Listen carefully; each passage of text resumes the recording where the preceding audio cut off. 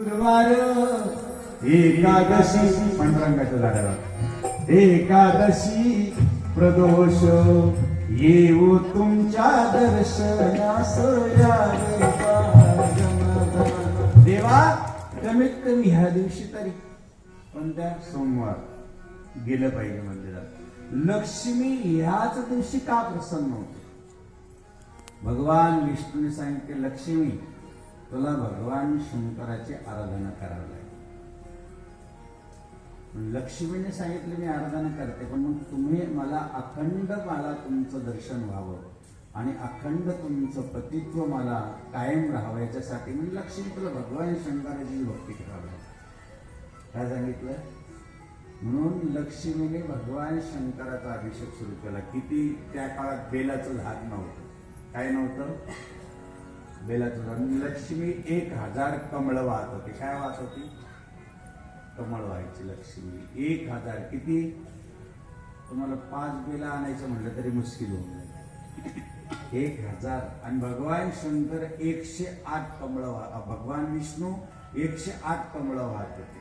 किती वाहत होते? 108 कमळं दररोज व्हायचे. भगवान विष्णूच्या हातामध्ये जे सुदर्शन आहे ते केवळ एक कमळ लपून ठेवलं भगवान शंकरानं. आणि मग मात्र एक कमळ पूजा करताना उठू नये म्हणून आता आपलं नेत्र कमळ व्हावं. कारण आपल्याकडे हे नेत्र कमळ आहे, हे कर कमल आहे, हे आपल्याला हे सगळे कमल आहे, हे वाहून द्यायचं. कोणी ठरवलं? भगवान विष्णूने. भगवान विष्णू डोळा वाहणार कर कमल नेत्र कमल म्हणून. तेवढ्यात भगवान शंकर प्रसन्न झाले. भगवान विष्णू राहू द्या, तुमच्यावर प्रसन्न आहे, आजपासून सुदर्शन चक्र मी तुम्हाला देतो. मग लक्ष्मीला काय दिलं? भगवान शंकराला तुम्ही दूध वाहा, दररोज वाहा, लई नका वाहू, पण नाही तर वाहायला सांगितलं उद्यापासून हंडेचे हंडे लेकराला येऊ द्या. भगवान शंकराला असं दूध व्हायचंय, खूप नाही व्हायचं. दूध व्हायल्याने विशेष म्हणजे वंशवृद्धी होते.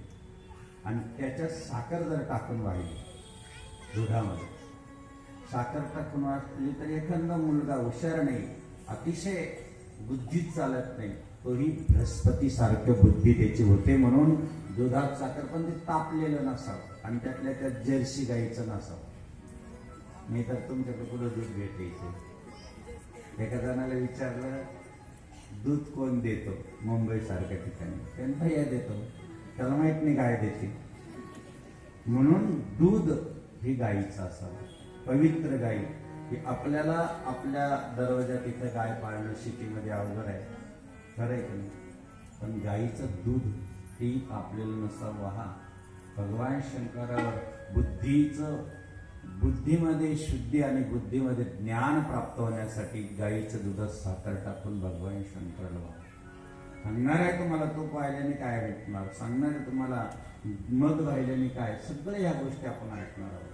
नुसतं बेलाच्या झाडाखाली गेले आणि बेलाच्या झाडाला नमस्कार केला, 1-2 प्रदक्षिणा नव्हे 3 प्रदक्षिणा मारून बेलाच्या झाडाचं पाणी आपल्या अंगावर जर शिंपडलं, तिथं झाडाच्या मुळावरच असं आपल्या अंगावर सगळ्या जगातल्या तीर्थाचं स्नान होतं. एवढं बेलाच्या झाडाचं सगळे जेवढे तीर्थ आहे, आपण प्रत्येक तीर्थाला आपलं आयुष्य संपेल, पण बेलाच्या झाडाखाली गेलं तिथलं पाणी अंगावर शिंपडलं तर जगातले जेवढे तीर्थ आहे तेवढ्याचं स्नान होतं. किती विशेष आहे. म्हणून जगातले जेवढे देव आहे बेलवाच्या झाडाखाली आहे, म्हणून तिथल्या मुलाला नमस्कार करावं पाणी. म्हणून या ठिकाणी सुंदर अशी महात्म्यापासून कथा होईल. आज आपण महात्म्य ऐकू. उद्यापासून शिवमहापुराण कथातला सगळे विशेष असं सुरू होईल. पण आज महात्म्य आहे आणि महात्म्य झाल्याशिवाय आपल्याला कथा सुरू करता येत नाही. कारण आज या ठिकाणी जसं महात्म्य आले, पण कोण आहे? आज बऱ्याचशांना वाटत असेल कोण महाराज येणार आहे. महात्म्य माहितल्याच्या नंतर काय, पण आमच्या मंडळाने सांगितलं हे महाराज येणार आहे. आज समोर बसलेले काही कोणी युट्यूबवर पाहिलं असते, कोणी बघितलं फक्त. आता हे भजन शाह उद्या तुम्ही दिसणार त्याच्यावर लगेच. उद्या जेवढे बसलेले उद्या सकाळी लगेच पाहायचं आपण आहे का.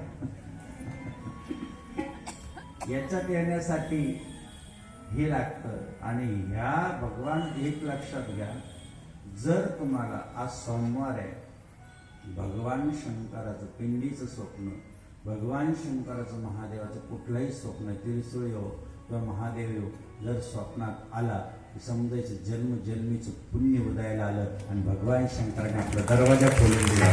पुण्य फळले बहुत